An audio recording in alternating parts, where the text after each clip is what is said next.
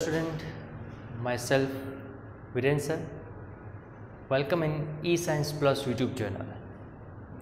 आज हम पढ़ने वाले हैं वो है मैग्नेटाइजेशन एंड मैग्नेटिक इंटेंसिटी। उसके पहले चैप्टर नंबर 2 में हमने पोलराइजेशन पढ़ा हुआ है। पोलराइजेशन पढ़ने से पहले डाइलेक्ट्रिक मटेरियल को याद कीजिए। दो टाइप्स के डाइलेक्ट्रिक मटेरियल थे, पोलर एंड नॉन पोलर। एक ऐसे डाइलेक्ट्रिक मटेरियल पे जब हम एक्सटर्नल इलेक्ट्रिक फील्ड अप्लाई करते हैं, चैप्टर नंबर 2 में हमने एक्सटर्नल इलेक्ट्रिक फील्ड कैसे लिया था, पैरेलल प्लेट कैपेसिटर की जो गैप है दोनों प्लेट के बीच में हमने एक डाइलेक्ट्रिक मटेरियल रखा था। याद कीजिए, प्लेट की कैपेसिटर की एक प्लेट पे नेगेटिव सरफेस चार्ज डेंसिटी है, दूसरी प्लेट पे पॉजिटिव सरफेस चार्ज डेंसिटी है। जो डाइलेक्ट्रिक मटेरियल है उसमें जो पॉजिटिव चार्ज है उस पर फील्ड की डायरेक्शन में फोर्स लगेगा। फील्ड की डायरेक्शन कुछ ऐसे होती है, positive to negative electric field की डायरेक्शन है, और नेगेटिव चार्ज पे फील्ड की ऑपोजिट डायरेक्शन में फोर्स लगेगा। और पहले डाइपोल थी नहीं, अब इसमें आपको डाइपोल मिल रही है। ये जो है वो डाइपोल है जिसको हम बोल रहे थे इंड्यूस डाइपोल। आपको सजेस्टेड वीडियो में, आपके जो वीडियो देख रहे हो उसमें राइट कॉर्नर में आइकॉन है, वहाँ पे मिल जाएगा। चैप्टर नंबर 2 में जो आपने पढ़ा था वही।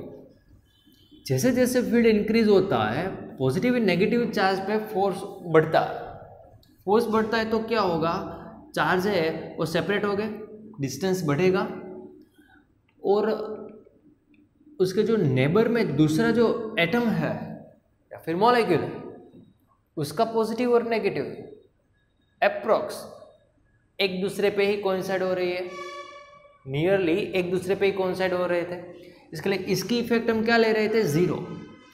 फाइनली हमें जो इंड्यूस चार्ज डेंसिटी मिल रही है, पोलराइज होके मिल रही है, यह है प्लस सिग्मा पी और यहाँ पे है माइनस सिग्मा पी, इससे ऑपोजिट। इसमें पोलराइजेशन नहीं था पहले, मीन्स इसमें डाइपोल पहले नहीं थी डाइलेक्ट्रिक मटेरियल पे। इलेक्ट्रिक फील्ड अप्लाई करने के बाद इस पे इंड्यूस डाइपोल है हमें मिली। तो पर यूनिट वॉल्यूम में कितनी मोमेंट मिल रही है, डाइपोल मोमेंट मिल रही है, ये मोमेंट है, नेट मोमेंट, वो था हमारा पोलराइजेशन। ओके, स्मॉल पी लिख देते हैं। डाइपोल के लिए हमने स्मॉल पी सिंबल यूज किया था इलेक्ट्रिक डाइपोल पे। आज हम इस टॉपिक में सेम यही बात करने वाले हैं। जैसे परमिटिविटी एंड वैक्यूम में परमिटिविटी का भी एक रिलेशन आपने डिराइव किया था, इस वीडियो में भी हम वही करने वाले हैं। परमिएबिलिटी एंड वैक्यूम में परमिएबिलिटी के साथ रिलेशन डिराइव करना है, और मैग्नेटिक ससेप्टिबिलिटी उसका एक रिलेशन है, वो हमें यहाँ पे देखना है। मैग्नेटाइजेशन का मीनिंग क्या है, तो जैसे पोलराइजेशन का मीनिंग था सेम वैसे ही। मानो मेरे पास एक मटेरियल है, एक मैटर है, उसमें क्या होगा, पहले तो इलेक्ट्रॉन होते हैं। इलेक्ट्रॉन है तो वो उसके ऑर्बिट में क्या करते हैं, मोशन करते हैं। तो इलेक्ट्रॉन की ऑर्बिट में मोशन हो रही है, उसकी वजह से उसकी मोमेंट है। एनिमेशन वाला वीडियो है, मैं सजेशन वीडियो में डाल रहा हूँ। कुछ ऐसे मोमेंट है, रैंडम डायरेक्शन, सपोज कुछ ऐसी मोमेंट है वो मिल रही है, तो इसकी नेट मैग्नेटिक मोमेंट है, मानो वो है 0। एक ऐसा मटेरियल इलेक्ट्रॉन है उसमें, इसके लिए उसकी जो मोमेंट है वो है 0, नेट मोमेंट। नेट का मीनिंग समझते हो ना बच्चों, net means resultant, total vector addition करने के बाद। जैसे ही हम इस पे मैग्नेटिक फील्ड अप्लाई कर रहे हैं, जैसे मैं इस पे मैग्नेटिक फील्ड अप्लाई कर रहा हूं, मानो इलेक्ट्रॉन की मोशन कुछ ऐसी डायरेक्शन में हो रही है, जैसे ही मैग्नेटिक फील्ड अप्लाई कर रहे हैं तो क्या लगेगा, इस पे टॉर्क लगेगा। टॉर्क लगने से एक यूनिफॉर्म पैटर्न नजर आती है। और अब जो मोमेंट है, नेट मोमेंट है, वो जीरो नहीं है। तो पहले मोमेंट नहीं थी, बाद में मोमेंट मिली। पहले इलेक्ट्रिक डायपोल मोमेंट नहीं थी, बाद में मिली। कब? इस पे जब इलेक्ट्रिक फील्ड अप्लाई किया तब। तो अब उसकी नेट मोमेंट जीरो नहीं है, does not equal to zero. ये जो प्रोसेस हुई, जो उसको बोलते हैं मैग्नेटाइजेशन। और जो रीजन है, जो कॉज है उसके पीछे, किसने ये किया, उसको बोलते हैं मैग्नेटिक इंटेंसिटी। फॉर एग्जाम्पल, हमारे पास एक सोलेनॉइड है, उस पर मैंने सप्लाई V वोल्ट अप्लाई किया है, बैटरी के साथ कनेक्ट किया है, और जो करंट पास हो रहा है वो है सपोज I0। नोट भी कर लेते हैं, if current flow from a solenoid is I0, then magnetic field inside the solenoid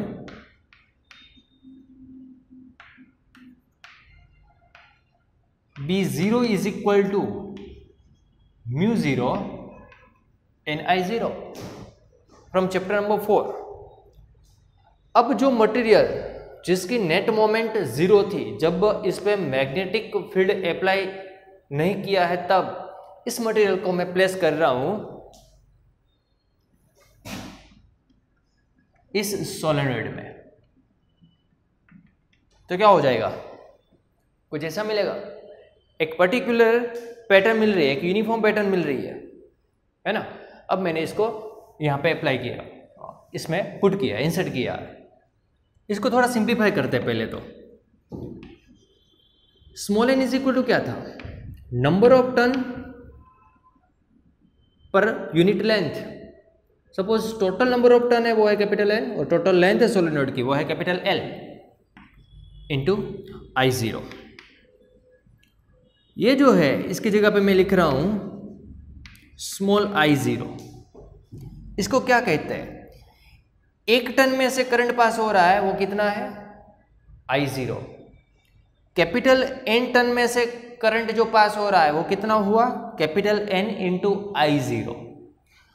पर यूनिट लेंथ में कितना करंट पास हो रहा है? वो है I0। बच्चों, मेरा कहने का मीनिंग है, जो I0 है, जो यहां पे I0 है, वो क्या है? फ्री करंट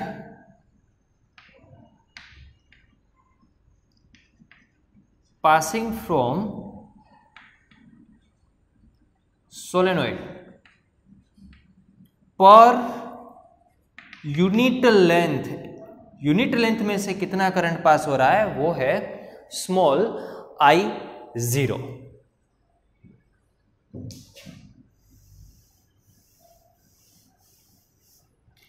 अब इसकी इक्विवेलेंट में एक लूप ले रहा हूं। इसकी इक्विवेलेंट एक में लूप ले रहा हूं। इसकी जो मोमेंट है, नेट मोमेंट, वो है सपोज m नेट। एक ही टर्न है, आपको पता है ना। छोटे से छोटा मैग्नेटिक एलिमेंट कौन है? करंट कैरिंग लूप या फिर बार मैग्नेट। जैसे छोटा से छोटा चार्ज कौन है? इलेक्ट्रॉन। वैसे छोटा से छोटा मैग्नेट आपको कौन मिलेगा? करंट कैरिंग लूप ले सकते हो आप, या फिर एक बार मैग्नेट ले सकते हो। अब मैं इसकी बात कर रहा हूं। जो मैग्नेटाइजेशन हमें मिला है, अब हम ले लेते हैं उसको। तो पहले तो m नेट का फॉर्मूला है, आपको क्या मिलेगा? करंट कैरिंग लूप की मैग्नेटिक मोमेंट का फॉर्मूला क्या था? NIA।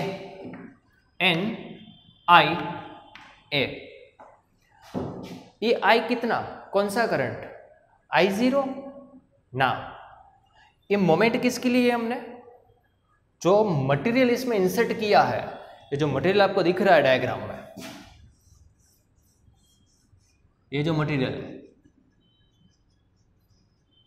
और डायमैग्नेटिक हो सकता है, फेरोमैग्नेटिक हो सकता है, पैरामैग्नेटिक हो सकता है, जैसे केमिस्ट्री में आपने पढ़ा हुआ है, फिजिक्स में भी हम पढ़ने वाला है उसको। इसमें जो रिजल्टेंट मोमेंट मिली वो है। तो इसको फ्री वर्ड क्यों यूज किया, फ्री करंट। ये करंट सिलेक्ट कर सकते हो हमारी मर्जी, हमें कितना सप्लाई देना है, लेकिन अब जो इसमें से करंट, इक्विवेलेंट करंट मिल रहा है, वो हम सिलेक्ट नहीं कर सकते, वो एक फिक्स वैल्यू होती है। इसके लिए इसको बोलते हैं बाउंड करंट। इसके लिए मैं सफिक्स में वहां पे लिख रहा हूं I into B, sorry suffix में लिखा हुआ है हमने, वो है B। ओके, अब लिखते हैं हम मैग्नेटाइजेशन क्या है, इसकी जरूरत नहीं है, चैप्टर नंबर 2 को मिटा देते हैं।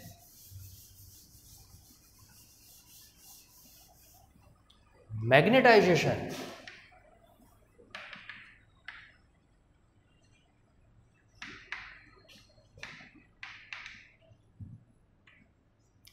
M is equal to M net per volume, unit volume में कितनी मोमेंट मिली, वो है मैग्नेटाइजेशन। पहला मैग्नेटिक मटेरियल नहीं था, बाद में मैग्नेटिक मटेरियल मिला, ये जो फिनोमेना है वो है मैग्नेटाइजेशन, और जो कॉज है, जो रीजन है इसके पीछे, वो है मैग्नेटिक इंटेंसिटी। दोनों में अच्छे से याद रखना। चलो वैल्यू पुट कर देते हैं। हाँ, पहले तो बच्चों n इज इक्वल टू क्या आया, क्या है यहाँ पे 1, एक ही टर्न्स है इसके लिए। चलो वैल्यू पुट करते हैं, आई बी इंटू ए और वॉल्यूम इज इक्वल टू क्या लिख सकते हैं, area into length, area into length. Suppose small L, या फिर पूरे सोलेनॉइड में इंसर्ट किया है तो कैपिटल एल लिख दो, क्योंकि सोलेनॉइड की लेंथ हमने क्या लिया, कैपिटल एल, उसे कुछ लेना देना नहीं है हमारा। ए कट कर देते हैं। आई बी क्या है, करंट, जैसे एन आई जीरो क्या था, वो भी एक टोटल करंट ही था, तो आई बी भी यहाँ पे कोई टोटल करंट ही है। करंट अपॉन लेंथ, उसको बोलते हैं करंट पासिंग फ्रॉम सोलेनॉइड था, यहाँ पे बाउंड करंट है 4 यूनिट लेंथ, तो यहां पे लिख देखते हैं where I B is equal to bound current per unit length, bound current per unit length. बच्चों मैग्नेटाइजेशन का यूनिट क्या होगा, मैग्नेटाइजेशन का यूनिट क्या होगा, ये सब फॉर्मूला जितने भी मिलते हैं याद रखना। यूनिट क्या मिल सकता है, आई बी क्या है, करंट अपॉन लेंथ, तो यूनिट क्या होगा, एम्पियर अपॉन मीटर। आगे कंटिन्यू करते हैं इसको।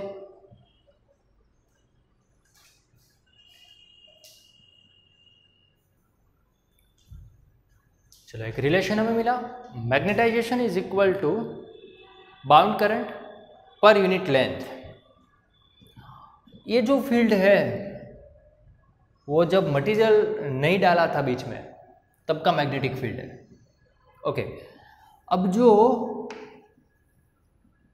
मैग्नेटाइजिंग मटेरियल डालने के बाद हमें जो मिल रहा है, एक मैग्नेटिक मटेरियल डालने के बाद जो मैग्नेटिक फील्ड मिल रहा है, इसमें वो कितना होगा, जैसे यहां पे लिखा है वैसे ही लिख सकते हैं, म्यू 0 आई बी। ये करंट किस में से पास हो रहा था, सोलेनॉइड में से, तो ये करंट किस में से पास हो रहा है, जो मटेरियल डाला हुआ है उसमें से, कुछ ऐसे एक रिलेशन हमें ऐसा मिल रहा है। ओके, अब हमें लिखना है वो है net magnetic field, means total magnetic field inside this solenoid. बच्चों थियरी के स्टेप बहुत इजी है, जैसे हमने चैप्टर नंबर 2 में किया था सेम वैसे करने वाला है। एनसीईआरटी से थोड़ा डिफरेंट कर रहा है। एमसीक्यू के लिए आपको फॉर्मूला पता होना चाहिए, सभी फॉर्मूला मिल पाए इसके लिए। एनसीईआरटी से थोड़ा डिफरेंट वैसे डिराइव कर रहे हो उसको। ये पुरानी टेक्स्ट बुक में से आप उसमें से भी देख सकते हो, जो आपको लिंक एप्लीकेशन में मिल जाएगी। पुरानी टेक्स्ट बुक सभी ई साइंस प्लस की एप्लीकेशन में से मिल जाएगी। ओके, हम बात कर रहे थे नेट मैग्नेटिक फील्ड की। अगर ये हमने वेक्टर एडिशन किया, अगर सेम डायरेक्शन में तो प्लस, ऑपोजिट डायरेक्शन में है तो बड़ी वैल्यू में से छोटी वैल्यू को आपको सब्ट्रैक्ट करना है। चलो सिर्फ वैल्यू पुट कर देते हैं, μ0 I0 प्लस μ0 IB। μ0 कॉमन निकाल लेते हैं, I0 प्लस IB, या फिर B upon μ0 is equal to I0 plus IB। बच्चों I0 को सब्जेक्ट बनाओ, I0 को सब्जेक्ट बना दो तो आपको क्या मिलेगा, B अपॉन μ0 या फिर μ0 माइनस IB, और you can say that I0 is equal to B by μ0 minus M because IB is equal to M। ये वैल्यू हमने पुट की है। तो मैग्नेटाइजेशन के पीछे जो रीजन है वो कौन है, किसकी वजह से मैग्नेटाइजेशन हमें मिला? एक करंट की वजह से। ये तो करंट 1 टन में से था, number of turns per unit length में कितने करंट है? ओके, तो I0 है here, I0 is known as magnetic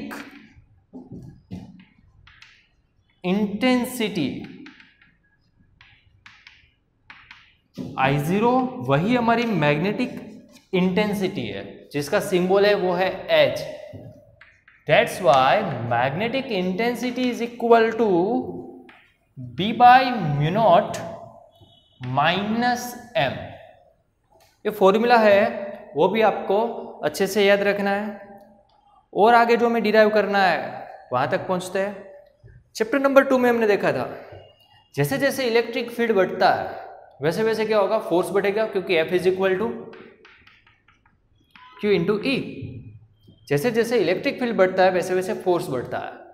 अगर फोर्स बढ़ेगा तो पॉजिटिव एंड नेगेटिव पे जो फोर्स बढ़ रहा है, पॉजिटिव पे फोर्स कुछ यहाँ पे लग रहा था तो नेगेटिव पे ऑपोजिट डायरेक्शन में लग रहा था, तो दोनों के बीच में सेपरेशन भी क्या होगा, ज्यादा होगा। एक डाइपोल की मैं बात कर रहा हूं, अगर सेपरेशन दोनों के बीच में ज्यादा हो रहा है तो डाइपोल, इलेक्ट्रिक डाइपोल मोमेंट का फॉर्मूला क्या था, सेपरेशन इनटू चार्ज। अगर डी की वैल्यू बढ़ रही है तो एक इलेक्ट्रिक डाइपोल की जो मोमेंट है वो भी बढ़ेगी, तो टोटल नेट मोमेंट है वो भी क्या होगी, बढ़ेगी। अगर नेट मोमेंट बढ़ रही है तो पोलराइजेशन भी तो बढ़ेगा, क्योंकि पोलराइजेशन का फॉर्मूला क्या था बच्चों, polarisation is equal to P net by V. Okay, in short, जितना समझ में आया उतना, इन शॉर्ट पोलराइजेशन और इलेक्ट्रिक फील्ड दोनों कैसे थे, मैथमेटिकली हमने प्रूव किया। एक बार फिर से मैथमेटिकली, अगर चैप्टर 2 के फॉर्मूला आपको पता है तभी हो पाएगा। तो polarisation is linearly proportional to electric field, same way magnetization is proportional to magnetic field। कुछ ऐसा रिलेशन है वो मिलेगा, सॉरी मैग्नेटिक इंटेंसिटी, कुछ ऐसा रिलेशन है वो हमें मिलेगा। जैसे वहां पे प्रोपोर्शनलिटी कांस्टेंट एक ऐड किया था, वैसे यहाँ पे प्रोपोर्शनलिटी कांस्टेंट एक ऐड कर रहा है। मैग्नेटिक ससेप्टिबिलिटी इसको कहा जाता है chi M, where chi M is known as magnetic susceptibility। Magnetic susceptibility का मीनिंग क्या है, किसी मैटर को, किसी मटेरियल को मैग्नेटिक फील्ड अप्लाई करने से वो कितना मैग्नेटिक फील्ड को एक्सेप्ट करेगा। किसी मटेरियल को जब हम मैग्नेटिक फील्ड अप्लाई करते हैं तो वो कितना मैग्नेटिक फील्ड को एक्सेप्ट करेगा, वो एक कंपैरिजन करेगा। एक नंबर ही है, कंपैरिजन करने वाला एक नंबर है जिसका कुछ यूनिट नहीं है, क्योंकि H का यूनिट मैग्नेटिक इंटेंसिटी का यूनिट क्या होगा, ampere per metre, and magnetisation का यूनिट भी क्या था, ampere per metre. That's why chi M है वो क्या है, एक यूनिट लेस क्वांटिटी है। सेम डेरिवेशन को इसको ही हम आगे बढ़ाते हैं और हमारी कैलकुलेशन कुछ पहुंचेगी वो म्यू एंड म्यू नॉट के रिलेशन तक। ओके, यहां से स्टार्ट करते हैं। H इज इक्वल टू, हमारे पास फॉर्मूला है वो है B bye mu not minus M। Okay, और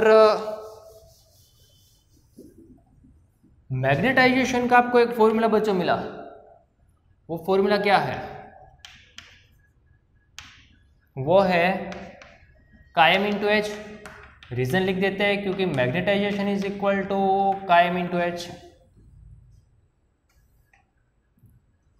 इसको यहां पे लेके आते हैं, then H plus chi M into H is equal to B by mu naught. H common निकल जाएगा, 1 plus chi M is equal to B by mu naught, या फिर b is equal to mu not into 1 plus chi M into H. ये जो है ये है mu. इसको कंपेयर करो आप, जब मैग्नेटिक मटेरियल सोलेनॉइड में हमने इंसर्ट नहीं किया है तब हमने, हमारे पास एक फॉर्मूला था वो था B naught is equal to mu zero into I zero, where I zero is equal to H. तो यही है, कंपेयर करते हैं इस इक्वेशन को इसके साथ कंपेयर करो। जब बीच में वैक्यूम होता है तब उस वैक्यूम की या फिर फ्री स्पेस की परमिएबिलिटी होती है, फ्री स्पेस की परमिएबिलिटी होती है। जब मटेरियल इंसर्ट किया है तो ये जिस मटेरियल हमने इंसर्ट किया है उसकी परमिएबिलिटी होगी। Okay, where mu is equal to mu not into 1 plus chi M. Relation है कुछ ऐसा मिल रहा है, स्टेप बाय स्टेप आप लिखते जाना आपकी बुक में। Then mu by mu not is equal to क्या मिलेगा, 1 प्लस काई एम। इसको क्या कहते हैं, मीडियम की परमिएबिलिटी एंड फ्री स्पेस की परमिएबिलिटी, इसका रेशियो, इसको कंपेयर किया है, इसके लिए इसको क्या बोलते हैं, relative permeability. Mu R is equal to 1 plus chi M. अब इस काई एम की वैल्यू पॉजिटिव किसके लिए होती है, नेगेटिव किसके लिए होती है, किसके लिए इक्वल टू 1 होती है, वो सब हम diamagnetic, paramagnetic and ferromagnetic material देखेंगे इसके बाद नेक्स्ट वीडियो, तब ज़्यादा डिस्कस करेंगे।